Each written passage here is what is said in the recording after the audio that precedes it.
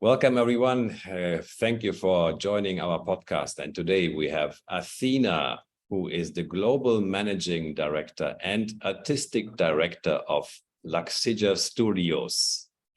Welcome, ATHÉNA. Did I say that right? Not Luxager. Luxager, of course. Luxager, not Luxager. Yeah, it's Luxager Studios and not Anyways, welcome to the show, ATHÉNA. Maybe you can explain us a little bit more about your position and Luxager Studios. I am the Global Managing Director and Artistic Director at Luxager Studio.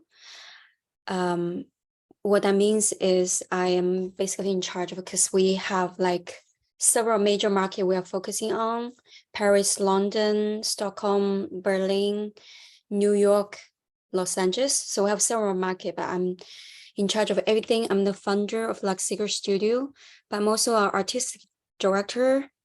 I'm an artist myself. So being an artistic director means I am putting up productions, especially stage, theater, live productions.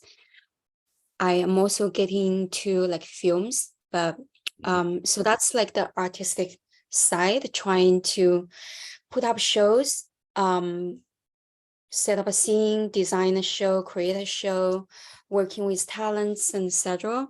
So that is the artistic aspects of it. Mm-hmm. So Luxager Studios puts up shows. So what is a typical project scope? What would it look like? So somebody approaches you and they want you to set up a show for their product, for their artist. The company, actually, we do several things. So it could be really put up, our own show. I have some ideas, I'm working on, so that's my own show.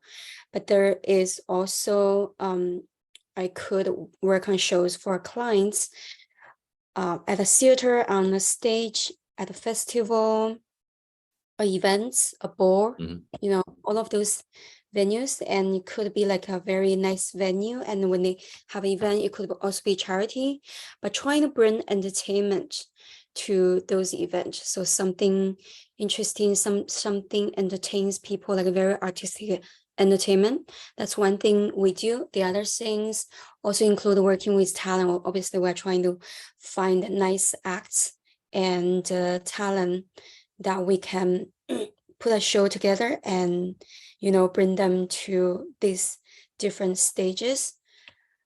The third thing might be we actually work with brands like fashion and luxury brands. So we do branded content, the same kind of entertainment content. We can actually bring it to brands. That could be live events, live entertainment. At their, let's say, their launch event, their fashion show, we can put up like a very interesting theatric fashion show rather than just like the normal runways. Another thing is branded content. So we create digital content for brands. And then we do some entertainment management, marketing, and the PR. So because we are running all these shows, right?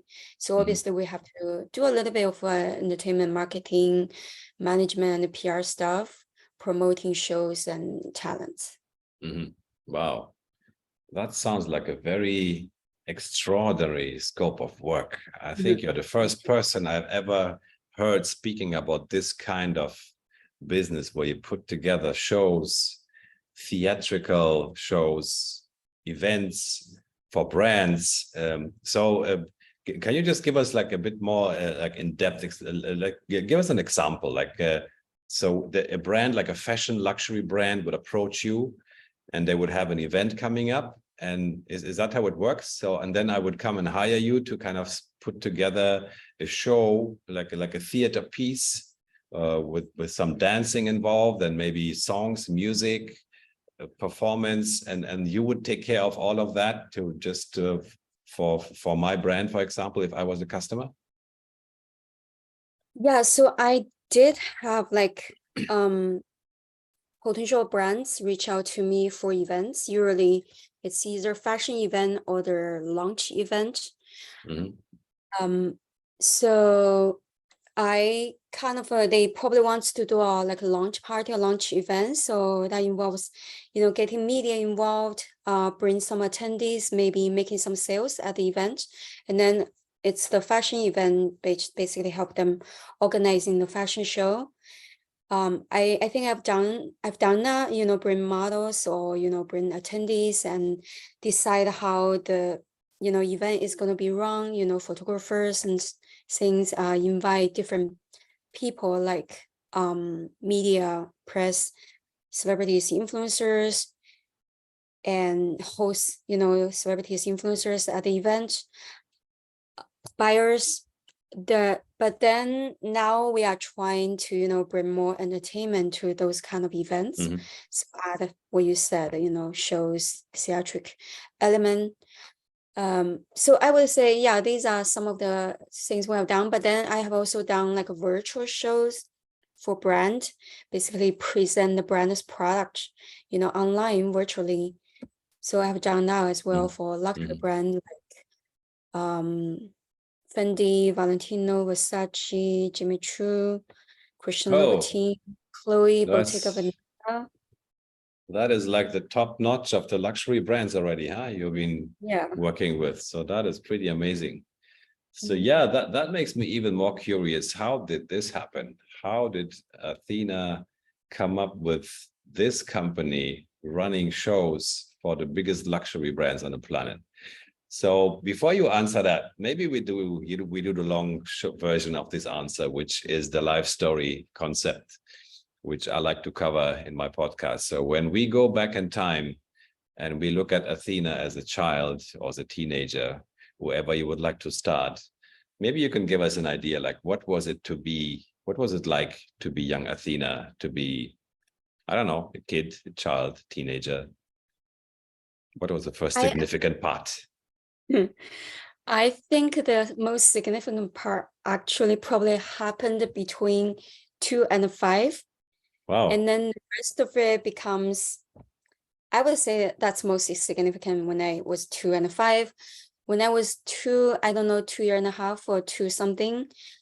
I remember there were like TV shows or films I watched on TV. They just kind of, I'm very interested in it. And then there was like one popular film at the time, and in the film, people sing. It's kind of almost like a musical. And one time I was in a long distance bus with my mom, and then I just come up with the idea, I'm going to sing and I'm going to get everybody's in the bus's attention. So I just started singing, and then the whole bus start getting boiling and everybody start laughing. And then once I finished singing, they start clapping. That was just what I did when I was 2 years old. Obviously, somehow I developed a very good interest in performing in arts. Nobody taught me that. Like my parents, in their mind, that they were never trying to make me become one. But that was something just naturally comes up. And then I remember when I was in kindergarten, maybe that was the last show of those kind of Hallmark events, is when I was 5 something in kindergarten, pre elementary school. And then I was just doing all those gymnastic, bending, split, dancing, and unprovoked. I would just start doing that on my own. Apparently I had a lot of passion in that. And then I remember my teacher would just, once my mom come to school to pick me up, and my teacher would just be smiling and saying, your daughter is doing this and that, like she's dancing, she's doing that. And then my mom took me to photo studio to took some photos of me doing those gymnastic things. And then that's when something happened that extinguished the fire, the passion. Is like my dad says, you're not gonna be a performing artist, you're not gonna be a singer dancing, and artists, actor, you cannot even afford a living, you know, you just go to school, get a good job. Yeah, get a good job, live like just get a good Mhm. stable job. That's it. Yeah, yeah, yeah, I yeah. don't know why I am not rebellious. I'm not saying I'm not always rebellious, but I don't know why in this aspect I wasn't. Well, And then it so just you followed the obeyed. I mean, obviously you didn't, right? You didn't obey completely. I actually did. In my So you so quit your from whole show performance. so from 5 year onwards until I'm an adult, I was just always trying to go to good school, get a good job. I was just like a study hall. Hmm.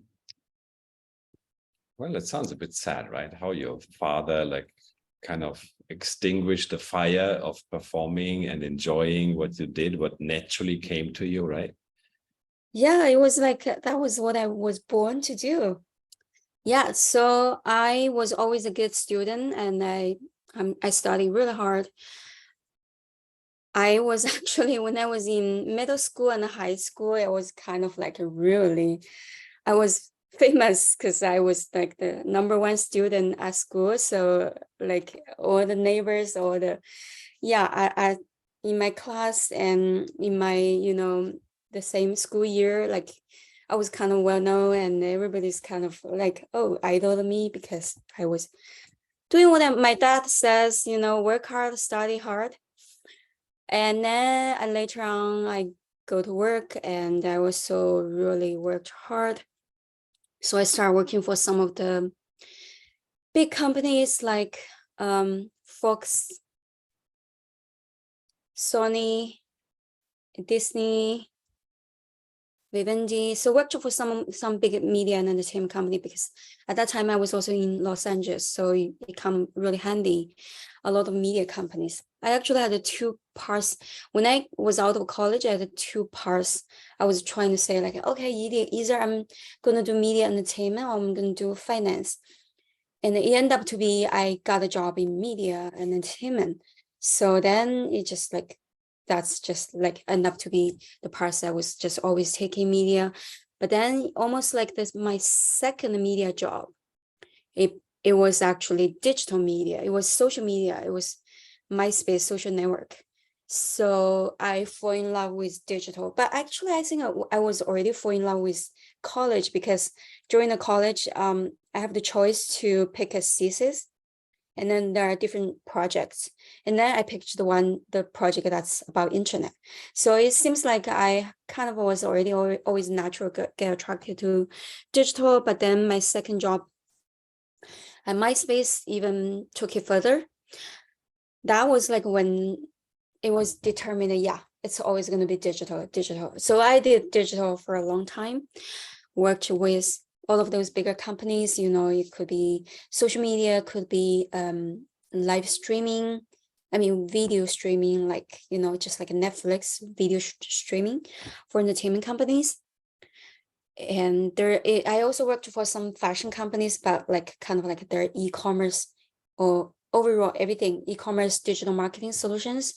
And then I did my own e-commerce website, had my own e-commerce website for a few years.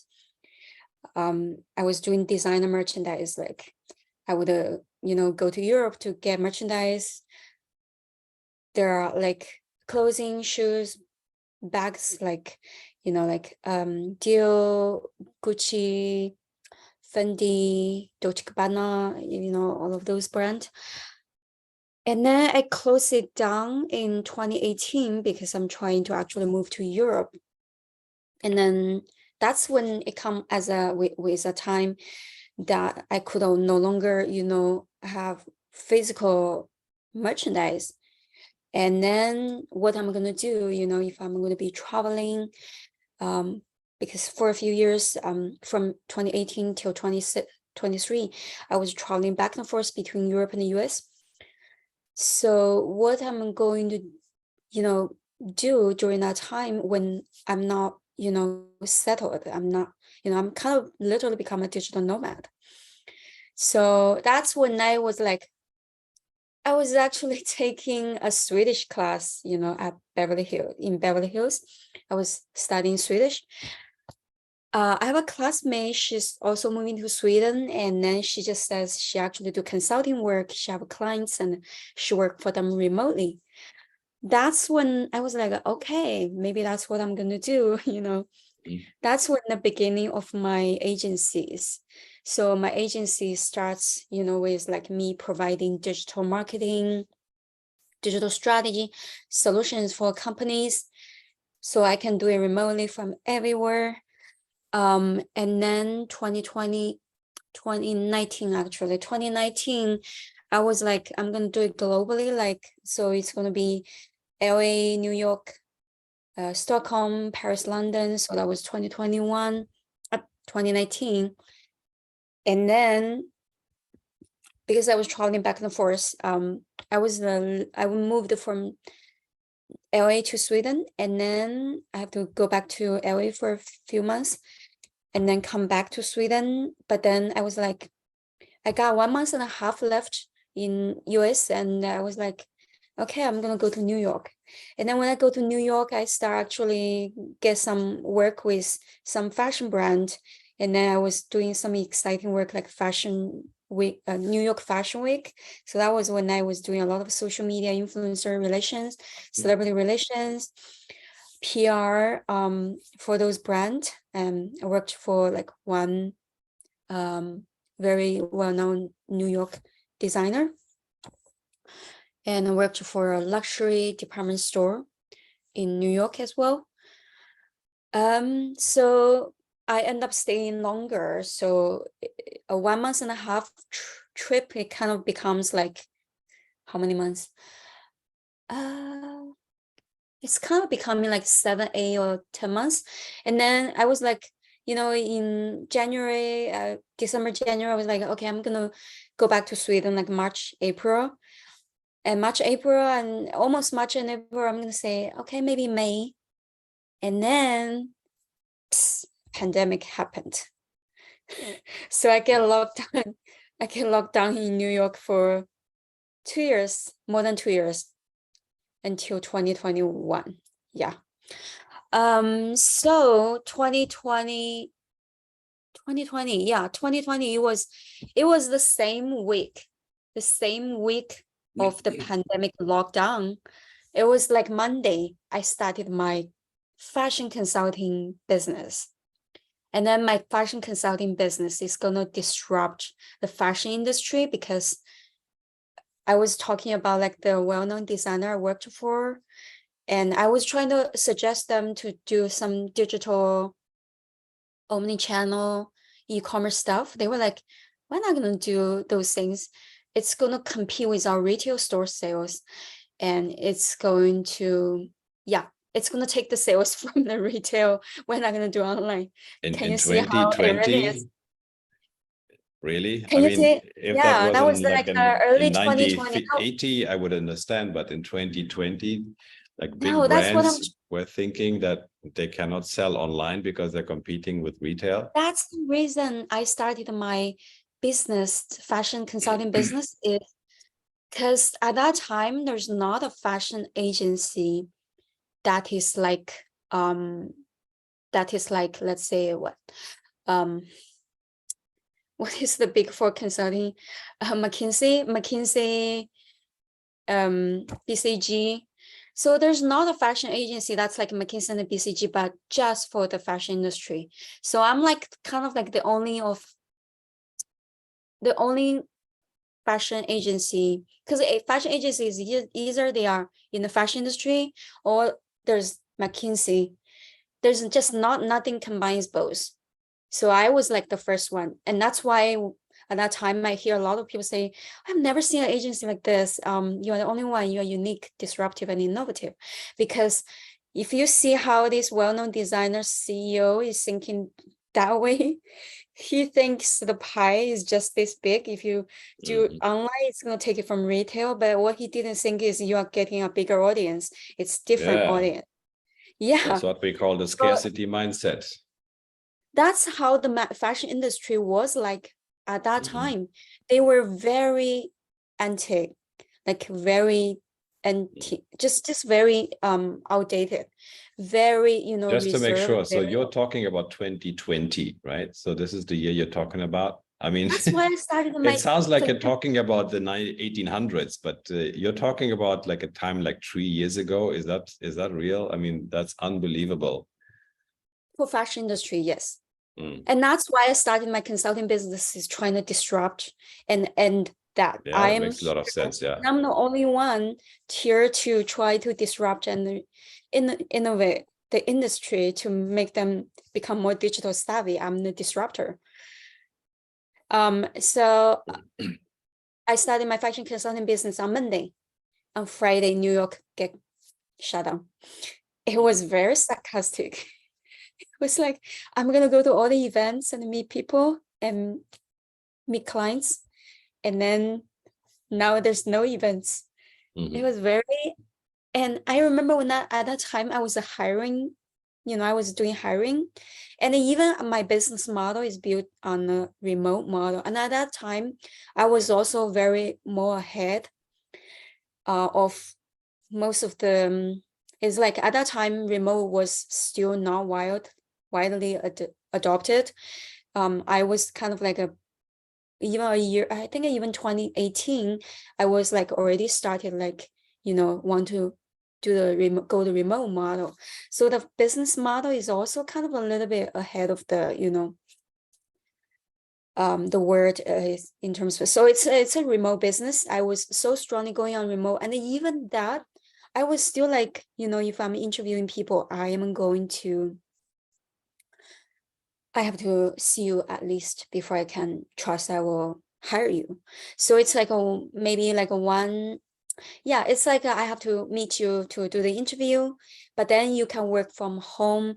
But then even I was saying that, but I was still like trying to bring them. I get a workspace and I will have them to come in physically to, you know, actually work with me. You can just see like even someone like me, so who's like so, you know, into the remote model, I'm still not trusting it, and I'm still not getting used to it. And I was hesitant when I have to switch to video interviews. It was like, it was kind of like, you know, like a culture shock or something.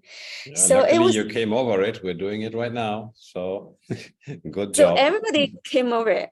Yeah, like everybody gets over it.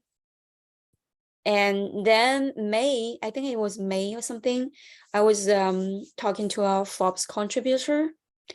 So he's saying like, oh, ATHÉNA is doing something great, and it seems like she knows the industry and worth learning from. And he's like an investment banker. He is from Harvard, you know, he graduated from Harvard in MBA. So we had 2 conversations. He's just saying, actually, he was asking me, what do I think about, you know, the industry, the fashion industry, how is it going? And I was just complaining to him. I was like, because back in 2015, I was already trying to build a startup, like fashion startup, mobile app.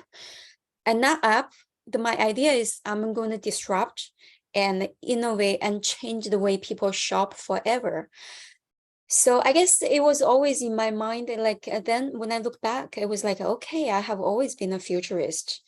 And so that's right now I'm in a position, I was already thinking about, I want to disrupt and innovate the industry and change the way people shop forever. It's just like, but now oh, I'm going to use my fashion consulting company to innovate and disrupt the industry, which you can see is very digital, anti-digital, and so reserved. So just like their mindset, like we said, you said 1940. Yeah. So yeah, back in 2015, I was trying to build an app, and then I did extensive research on, you know, what the futuristic model is going to be for the way people shop. So I've looked at all of those things, hologram, AR, VR, near field, like when it was very fantastic. Like you would you know, you would picture somebody walk along the city, and then they would see somebody wear something and they would take a picture, and that will show them what that item is and where you can find it. And then you just go to that place, and then it's going to tell you, actually, when you're close to somewhere, it's going to tell you, oh, this store has it, and then you just go there and buy. Or you can be watching a TV, and then you saw something you like, and you also use your iPad. I think it's synchronizing, so it's very omni-channel. And if you like that, and somehow it's going to come to your iPad, on your iPad is somehow you will be able to shop it. It's more complicated than that, but now I don't remember the details, but I did all of those kind of research. And then my favorite, I love holograms so much, is because you are actually in, it's like you are actually shop. Like instead of shopping in the store, you're actually in the middle. You could be in your home, and then all the items is just right in front of you. You know, like the walls, you see the items, and then you can, you know, and then there's obviously those kind of mirror, you know, you can try on virtual try on mirror. So all of the fantastic things, I've explored all of them. And then I come up with the idea, eventually I come up with, is actually video shopping. So it was like, I was like, oh my God, video shopping is just so much more fun, and you see the items so much more clearly than the pictures. And it was just very hard to, for whatever reason, video shopping was never beating the, you know, photo. You know, when you, even nowadays, it's still majority of the time you're looking at a picture to shop. I wasn't sure, you know, why it's still not so widely adopted. So anyway, I was complaining to, I was like, actually in 2015, the prediction is the futuristic, all these futuristic model is going to happen in 2020. And then that was 2020 in May. I was like, it says it's going to happen in 2020, but everything is still falling behind. I was like, I was pissed, like when I was talking to the Forbes contributor, like it didn't happen. So we talk about that. And a month later, one day, it come to my mind. I was like, I suddenly start smiling and laughing. It was like, actually, it did happen. The pandemic disrupted everything. So it was on a super fast track. Like even 2020, March or April, it wasn't happening. And now May, June, it start happening. And the company, fashion brand has no choices now. You know, everything is closed down. They have no stores anymore. Now they start doing virtual store, you know, and then the virtual, you know, sales assistant, all of those, you know, like it's like they have the video of the real store, and then you can just, you know how there are dots, you click the dots and then you move in with it, and then you can pick the item and then you shop the item. It was like all of those things I imagined in 2015. Now it's happening in 2020. It wasn't gonna happen. It was indeed like what I told the Forbes contributor, get delayed. It's not happening. It's far behind. But then the COVID made everything happen. It was like, oh yeah, it happened. 2015 says happened in 2020. It did happen. It was so interesting. It did actually happen. So I was like, okay, I'm a futurist. And I started a fashion consulting company to disrupt and innovate things. But now there's a new thing, is okay, what I'm trying to do for the industry to disrupt and innovate, make all of these things happen. Now the fashion company, you know, I was actually talking to a French luxury brand. I was actually talking to a managing director, US managing director of a French brand. She actually told me, you know, before the pandemic, you know, e-commerce is not a thing, you know, they're not paying attention. It was like maybe 20% of, you know, but now it's important. Now they are trying to get on it. Now it's going to become like 80%. It's going to be a very major. So that's when things start happening. You know, actually the well-known designer I was talking about, and then I remember the designer when the pandemic happens, he was posting on Instagram, and he write a lot of posts. It was like he was really distressed, and especially maybe at that time they were relying more on retail, and that's like I was like, that's what I'm trying to tell you. It's you shouldn't put all the eggs in one basket. It's better safety net, when you can, and that's exactly proves my point when I was trying to tell them, when you have multiple channels, to mitigate the risk, just like this, if they have an online presence, he wouldn't have been so distressed. So it come to, okay, now the fashion brand is just cannot be even more state of the art. They go from the very antique way of thinking to, oh my God, virtual fashion, virtual technology. All the industry now is talking about all the innovations. So now my job is over. My consulting, my job, my consultancy needs to now get rebranded. So actually, I start 2021, I start rebranding, and then I start thinking a little bit, actually, I'm more of a creative person, because actually another career path I wasn't mentioning, I was saying I obeyed my father somehow. I just wasn't rebellious.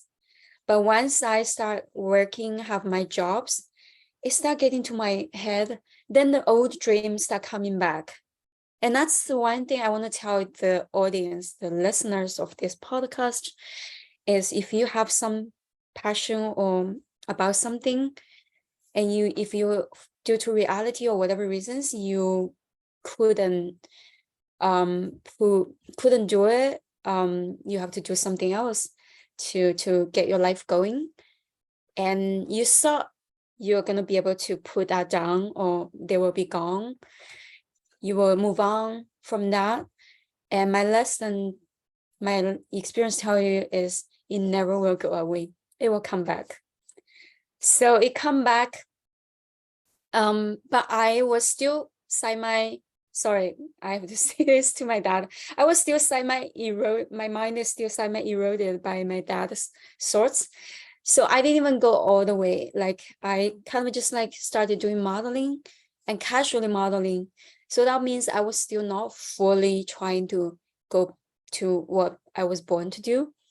So I did modeling. I danced all the way, sometimes, all the way from when I was little.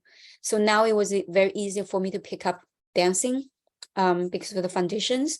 And then I did modeling. I did a pageant. So I won some awards, TV awards for modeling from TV shows. My pageant, I have won a beauty pageant. I won some awards like Miss Photogenic, Miss Popularity. And then, yeah, did those things. And then, but then I was never even, I was never even trying to be an actor, because I still was like, I'm just gonna enjoy it a little bit. But I'm still, my main thing is still to be that kind of, my dad's model. That's why I was just doing modeling casually, not even, I was just even always telling my friend, like, I'm just casually, I'm just model. It's just a hobby. I tell my friend, it's just a hobby. And then I even tell them, I said that if I'm going to be an artist, if I'm going to be a performing artist, I would start like very young. Like in my mind, you have to start really when you were a kid. And I said, now I'm just too old for that. And then I remember my friend, they just couldn't get it. It's like in their mind, you can do it at any time, there's not age is the same. But I just really believed, in order to strive in this industry, I have to start really very young, when I was a little, to be able to fully, take it to a certain level. So I delayed it even more years. So fast track to 20. Oh, another thing is that 2016, I actually won a MGM, 2016 or 2017. I won a MGM.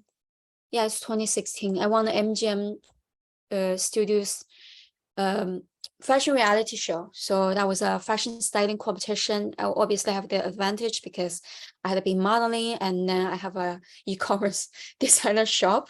So I bring all my merchandise, and then I have a good wardrobe. And then I also have good styling sense, obviously, from the modeling. And so I won it. Great.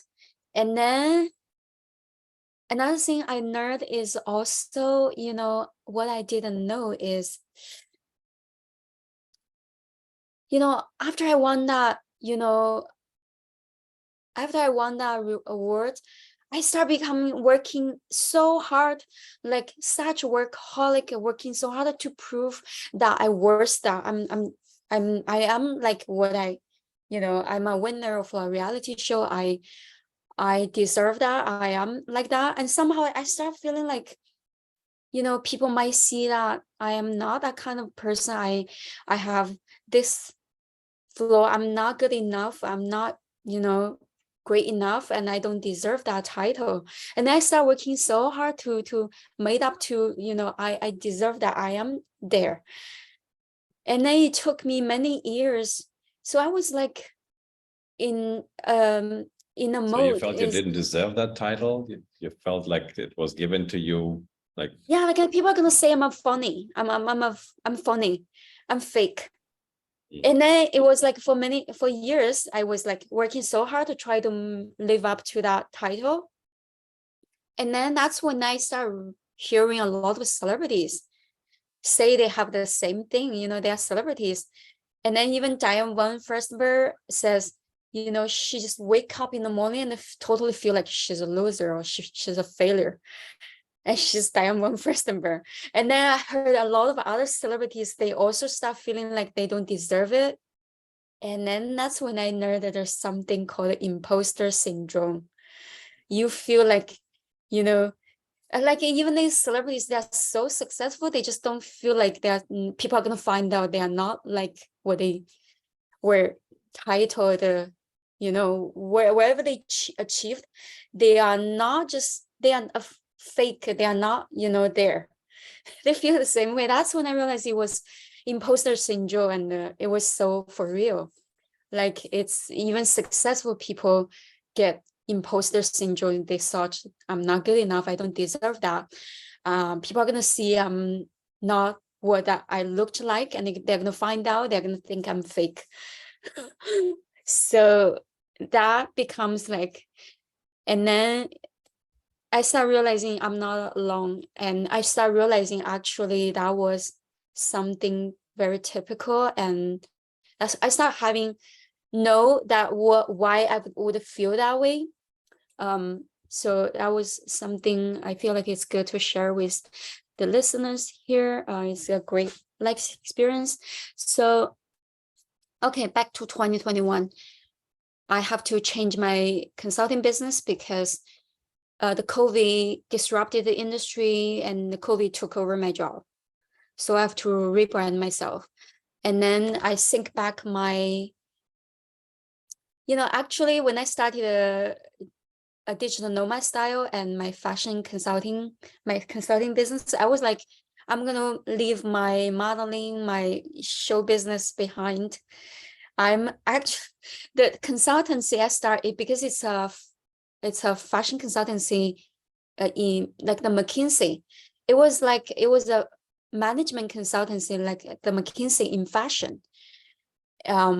So it was like I'm gonna go the intellectual path, and then I attracted, very good, talent from all the Ivy Leagues, from Harvard, UPenn, University of Pennsylvania, Duke, all of those good schools like Ivy League and top universities. I've tried a lot of talent, and then I was guiding them and tell them what to do. And I created like 10 teams of different disciplines. and then I assign their work and I quality assurance all of the work. So that's when a period I learned about my leadership skills, and I get very good at hiring. I identified a lot of behavior patterns, like how to hire the right person, etc. And then I find that I was very good at, you were actually, because it was remote, everybody's working remote, and I don't get to meet them, I don't get to see them, but I can see everything. Like I know everything that's going on, what's in people's head, who's talking to who's doing their work, and what's going on. I know all the dynamics. And I remember I was talking to my HR, and I was saying, this person is doing this, that person is doing that, what's going to happen? And then it just happened. Whatever I said, it happens the same day, the next day, 2 days, the same week, something just happened. So I find out I have very good insights. I can see things, that's not out Intuition. there. It's not intuition. I think it's a combination of intuition and analysis. And then, I find out I was able to, I'm not into politics. I don't actually watch news. But I do have Facebook. So somehow, they pop up some news. But I was just looking quickly, browse through it. And then, but then I was actually able to predict the winning of 2 presidents. One is Trump, and another one is Biden. Somehow I just figured who's gonna win. And I don't even know much about politics, and I don't even follow political news. And so then who's the next one then? I'm sure you can tell us who's the next president. it hasn't started. The campaign hasn't started yet. It's next year. Coming up. So but I know it wasn't, there was some analysis going on that I was able to see who's gonna win. And I know I am not, so that's when I also reaffirmed that I'm a very good strategist. So that explains why later I have been in a role, really made some contributions to companies. Really, I'm going to talk about that later, but it was a very, so I'm a strategist. It was shocking that, I can know everything, every dynamic that's going on. I can figure out things, even without direct proofs, and I can figure things out and then know that's what's going on. I can see everything. So I know I have that capability, but it wasn't just intuition or just instinct. It's always, that's part of it, but then there's another part. I'm able to analyze things and put the picture together. So I know I was good at that. That's why it's also part of the branding is, we are very good at strategy. We are very great strategists. And maybe that's also why the company gets some people say, oh, it's unique, it's disruptive. But if you look at how in 2015 I was already predicting everything happening in 2020, right? And I was already a futurist. So 2021, I saw the creative side of me. So that's why the agency become more creative. So it was start focusing more on content, more on PR, not so much management consultancy anymore, because I realized that my show business side is making a comeback. I was like, I'm so proud of myself being intelligent, like being a management consultant, attract all of those Ivy League people. But then, as I said, it will always come back. So just a few years, it come back and no, that's not me, to be a management consultant, to be just plain intelligence. I already know I could do that I'm satisfied, but apparently the art side, the creative side comes back. So the fashion business become a little bit more, creative. So then I just get brands approach a lot for events and for PR from all over the world. including Asia, like Singapore or Hong Kong. And then because of the international background, I got brands approach me for new market entry a lot as well. So, and then I know even 2020, I know I'm going to add the entertainment section, add the entertainment portion to the business. So 2021, that also gets started. And then, yeah, 2021 is also at a time when I start, really exploring what I want to do. That was when I start remembering what happened when I was 2 years old. That come to light, like, wait, I was born to do this. That's when I start realizing this. I was born to do entertainment, and arts, and performing. So then I start like trying to, so I start doing more dancing, performing, and acting. Kind of start like, okay, now finally I'm gonna be an actor. And then I remembered a long time ago, I tell my friend, I'm not gonna be an actor, I'm just I'm modeling. It's like a hobby. And then my friend says, why would you think I was like, it's too old to be an actor now. And then it was very sarcastic. Now it's even older. Versus when I talk to my friends, it was very sarcastic. Like, so you went back to acting now. You could have done it, yeah. Even you didn't do it as a kid, but you could have done it at that time when you were modeling, and you think that's too old, and now you want to do it, it's even more old. It's very sarcastic. But then I was like, this was I was born to do. And then the idea come up like, yes, I was born to do this, but I went off track. Now I'm gonna come back. I born to do this. I'm gonna be dying to do this. So I'm gonna do this for the rest of my life, because that I remember what I was born to do. So adding the entertainment portion, and then more and more, even more. So this year, that's the Luxager studio where you're seeing. I mean, Luxager studio was already created in 2021. It was a gradual process, but it become even more and more. And now we are a production house. We're gonna bring entertainment to stage, to theater, to festivals, and then create our own productions.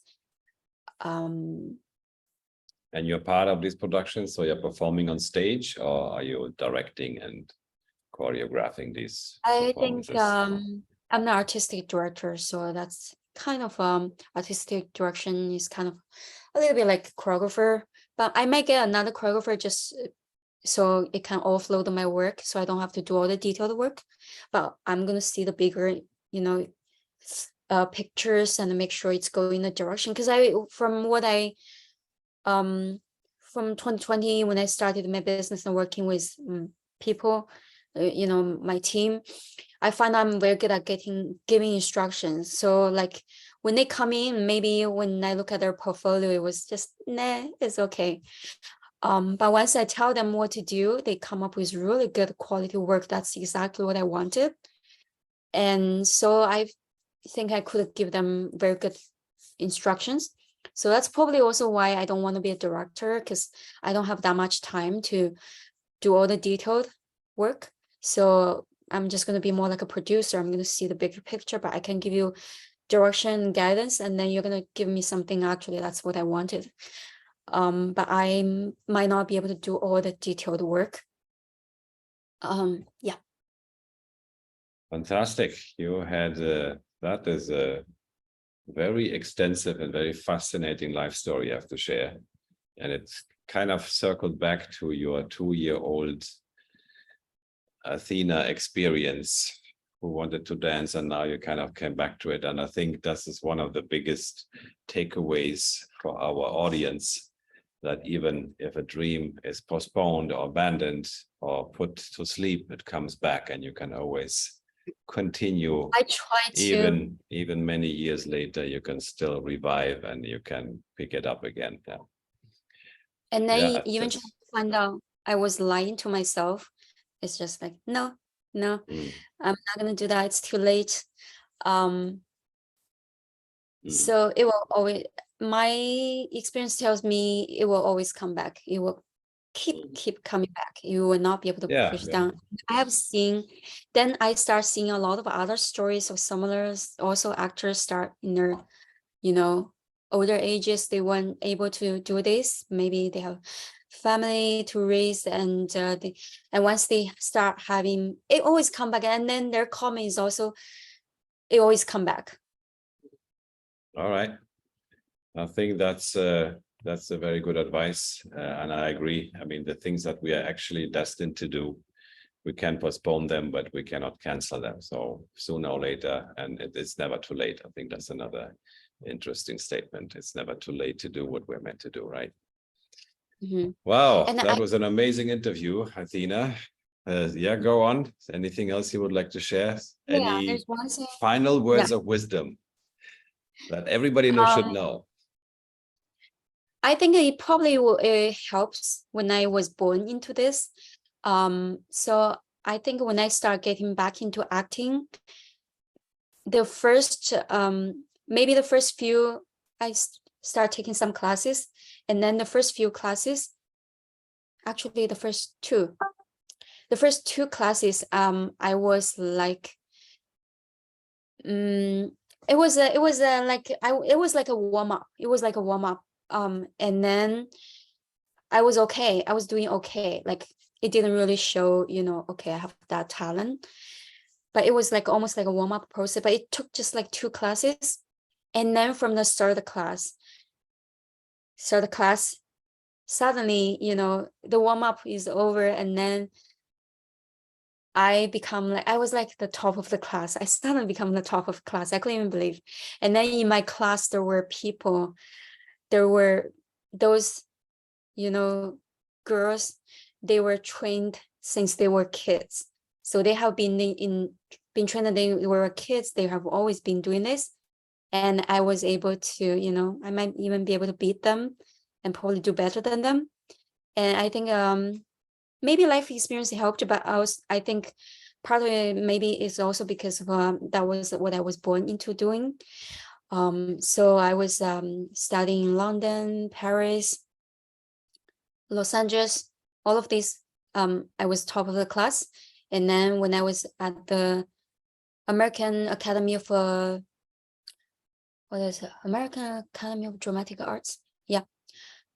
So I got 3 different teachers, just individually kind of really nominated me. Like in the class, they would say, tell the student, look at what ATHÉNA is doing. Like they were just, and then the teachers basically just saying what I'm doing. It was very unique, very extraordinary, and very, unique. Like one teacher just saying unique, because one teacher, it was like there was a portion, the teacher is going to ask you a lot of questions, like questioning you about what you like, what your life is. And then I remember I was actually very I didn't even know a lot of the answers. I was like, I don't know what to say. And then I saw he's gonna comment, and then once he hears every student say, he's gonna say, he's gonna use one word to describe each student. And then I saw what he's gonna describe me is unsure of things, because a lot of questions he asked, and I just, I don't know, maybe. And then what he says is actually unique. I was like, huh? So yeah, unique. And then the second teacher, she was just like, because we all did some kind of the same show, or like we all are gonna do the same scene.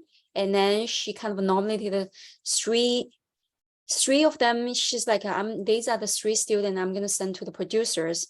And then the next class, she just like bring back what happened in the previous class, and I'm the one she talked about, like, look at ATHÉNA. So what she has done, like, it was just like, look at what she's doing, it was great. And then the third teacher, he's like I couldn't believe, like, it was like a role, like in what is called, like the bridesmaid. Yeah, so I was playing Megan, because I want somebody who's a little bit bigger character. And then in the acting, I was just doing some movement, and then the teacher's just saying, I like I'm not gonna say that word, but like that. Anyway, so he's saying, Megan, like, I wasn't expecting you to do, that kind of movement. It was like so funny. Like, then he started like mentioning me a lot in the class, make jokes, like, because he just couldn't get me off his head because I did this and that. And then one time he was like even saying, ATHÉNA, one day if you win Oscars and blah blah blah. I mean, I know it's kind of exaggerating, but it was just like, you see what gets, how my performance kind of, obviously shocked them, and it was great, and just couldn't get me off their mouse, I guess. Yeah. So yeah, so I think so going forward, I think I'm gonna start really just focus on what I was supposed to do when I was born. Fantastic. Mhm. I wish you all the best with that endeavor, ATHÉNA. You have done a lot of things, and moving forward, you're going to follow your heart and your passion. And if anyone would like to contact you, is there any way to get in touch with you? Yes, so our website, Luxager, Luxager, Luxager. Yep, we can put that in the description. Studio. Yeah. Okay, so that will be the touch point if anyone wants to get in touch with you and maybe get some advice on how to continue with their life journey. So that will be the place to reach out to you. We are actually, we looking to expand and really grow our business. So we want to work with more and more clients in entertainment, fashion, luxury, because we create great content. And our market is like, Paris, London, Berlin, LA, New York, but also Asia. So Asia is also one of our markets. So we are looking to work with more, great business in the future in partnership, or, as our clients. I want to ask you one question too. Go ahead. What is your passion? What is you supposed to do? So now we're turning the chairs here, huh? Turning the table. My passion is to help businesses to grow. That's what I enjoy seeing most. So when I can manage to contribute to another business's success, that's when I feel fulfilled. Not the music?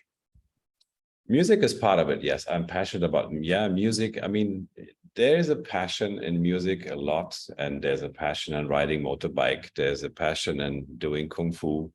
So there's a lot of passions I can kind of follow. What is the one? Then I cannot say that's the one. I think there's several. There's several. I mean, of course, most of my time I'm spending with my agency called Deaf Device, and this is when we help other businesses to grow. So that's would be the one, but there are several. Yeah. Hey. Yeah, Nice you are the expert on passion, and so yeah, it's interesting to hear how you are dealing with yours. And it's, of course, it's a very relevant question to ask ourselves, like what really matters to us, and if tomorrow was the last day of our lives, how would we spend it? I think this question can quite easily answer the question: what is important? What is our passion? Great. All right. ATHÉNA, thank you so much for being here, spending some time with me and sharing your story. It was very inspiring and interesting to hear. So I hope we can stay in touch, and I hope that as many people as possible will get to hear your story. And of course, you're all welcome to comment below the video and get in touch with us if you need more information. Thank you so much, Great Athena. talking to you. Thanks for the invite. Yes, my pleasure.